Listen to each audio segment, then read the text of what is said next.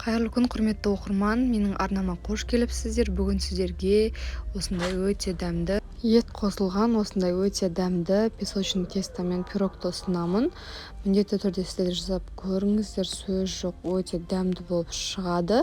Бірінші кезекте осылай 50 грамм қаймақ, 100 грамм айран. Мен бұл жерде 50 грамм қаймақ қалмағандықтан 100 грамм айран қосып жібердім. Бөлме температурасындағы майымызды саламыз, және де үстіне 2 дана жұмыртқа саламыз. Осылай барлығын салып араластырып болғаннан соң аздап тұз қосамыз. Шай қасықтың ұшымен тұз салып, барлығын араластырып аламыз.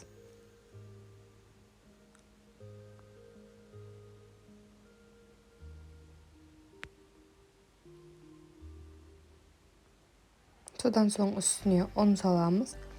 Алдын ала електен өткізіп дайындап қойсаңыздар да болады. Содан соң шай қасықпен 1 шай қасық разрыхитель саламыз.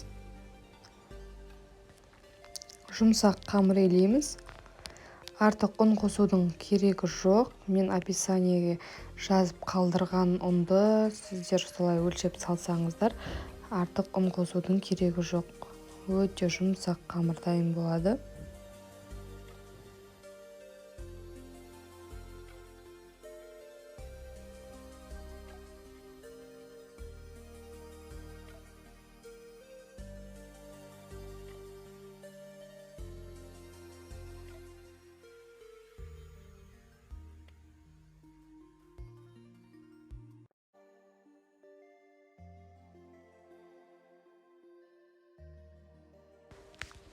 Міне осымен қамырымыз дайын. Енді бетін жауып қойып қоямыз. Содан соң фаршын дайындап аламыз. Картошка, пияз барлығын осылай турап, тартылған етімізді салып, дәміне қарай тұз, бұрыш салып жақсылап араластырып аламыз.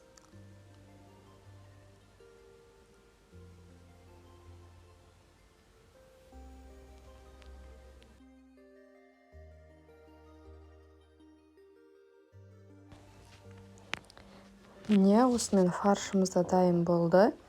Енді кезекте қамырымызды 2 бөлікке бөліп аламыз. Біреуін үлкен, біреуін кіші етіп.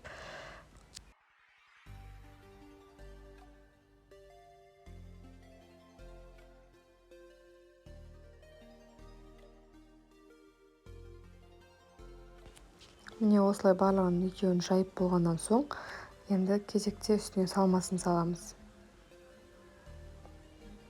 Осылай барлық жеріне жайып орналастырып шығамыз. Тауық етімен, картоптың өзімен дайындасаңыздар да болады. Әрине өз қалауларыңыз. Міндетті түрде жасап көріңіздер, өте дәмді, әдемі пирог болып шығады. Барлығын салып болдық. Енді кезекте үстіндегі қамырын қойып, осылай шет-шетін жабыстырып өріп шығатын боламыз.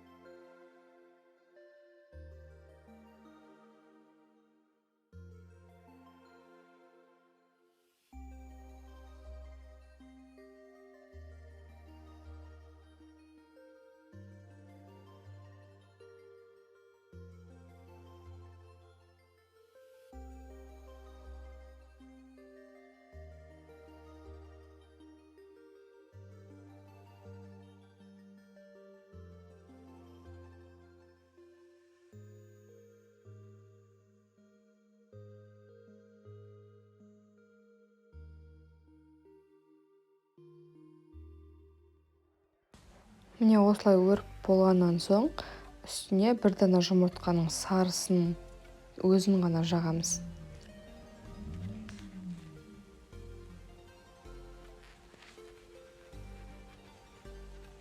Барлық шетіне осылай әдемілеп жағып шығамыз.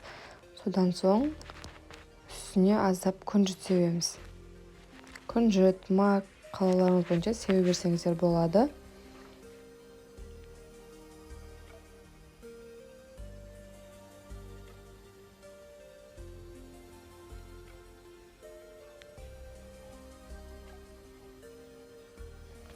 Алдын ала печканы қыздыруды ұмытпаңыздар.